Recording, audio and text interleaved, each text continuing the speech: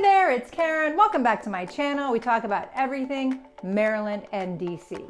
Today's all about Kensington, Maryland. Niche.com rated South Kensington the #1 place to live in the state of Maryland. Pretty cool. Let's just dive right in.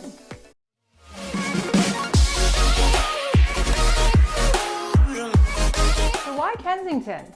Well, we're going to go through some of the pros and some of the cons of why people think Kensington is the best place to live. Pro number 1, the location. Kensington is located just 4 miles from Washington, D.C., 2 miles from the Capitol Beltway, and a half a mile from Rock Creek Beach Drive bike path. You can see here on this map, Kensington is just squeezed in there between Silver Spring, Rockville, Bethesda, and Chevy Chase. It's just this really cute little community that give you great access to all those places for work, for entertainment.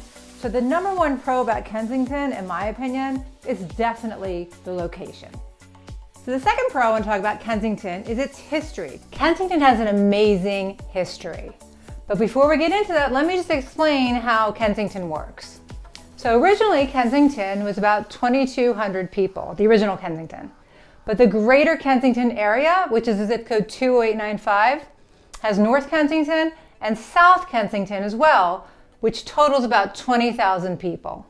So let me tell you about the history of Kensington. Kensington was originally incorporated in 1894 by the developer Brainerd Warner.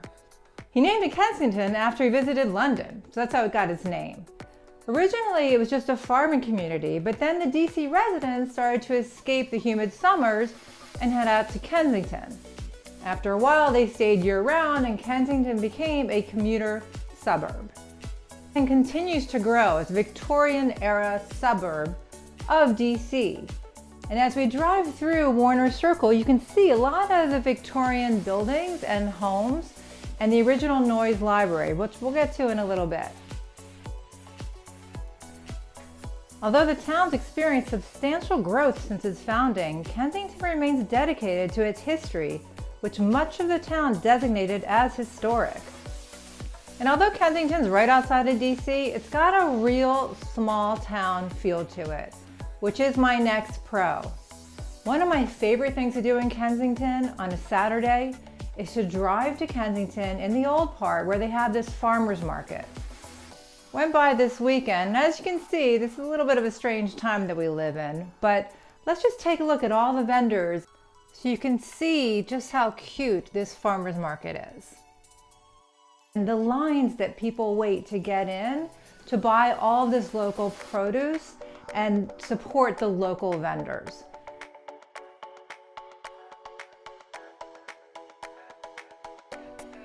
The weather sure didn't keep anyone away. I was so impressed by how loyal all the residents are to this farmer's market. It's really something special. So if you're around Kensington on a Saturday, you gotta come by and check out all this food.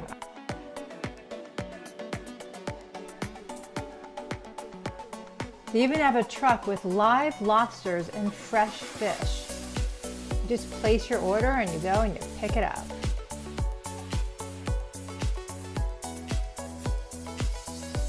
Gotta end the day with some hot chai tea.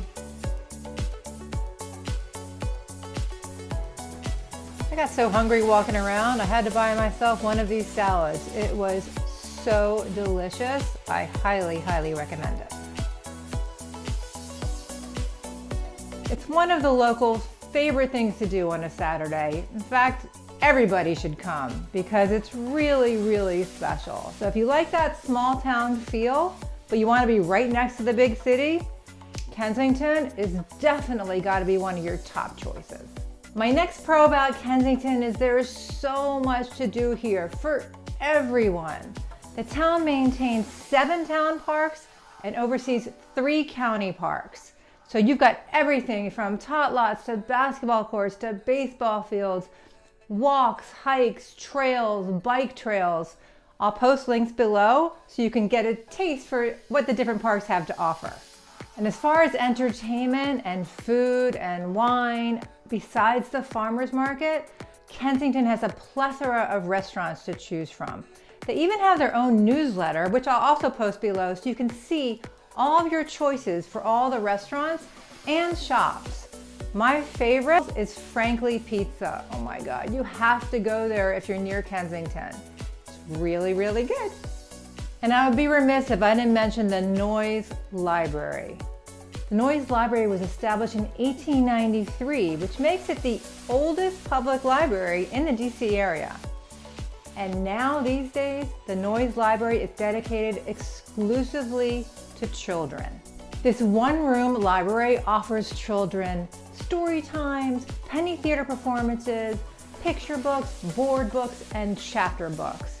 It is so super cute, so definitely take a visit to the Noyes Library.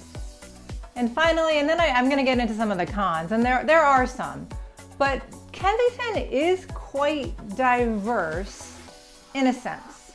So like I said, it's kind of divided into North and South Kensington, with the historic part, which is located in the south, separate because that's incorporated. But if you look at the home values and the prices, they're very different in North Kensington and South Kensington. So let's go over some of the numbers. So you can see here in North Kensington, the population of close to 10,000.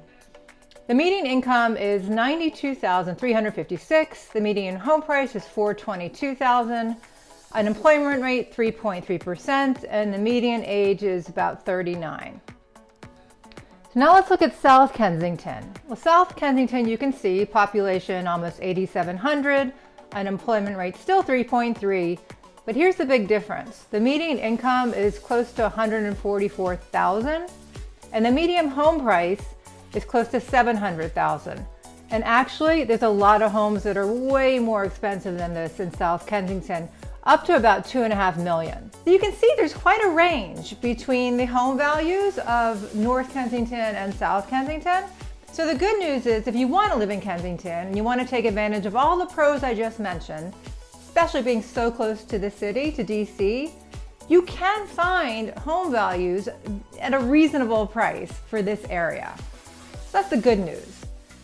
The con, and now we're going to get to the cons, is that Kensington also can be very, very expensive if you want a bigger, newer house. Cost of living in Kensington, Maryland is about 160% higher than the average cost of living in the United States. And it's even significantly higher compared to other parts of the state of Maryland. It is very, very difficult to buy a house right now in Kensington in January 2021. They're going way over asking, all multiple offers, and going very, very quickly. I have another video that I have that you can take a look and see how to compete in multiple offers.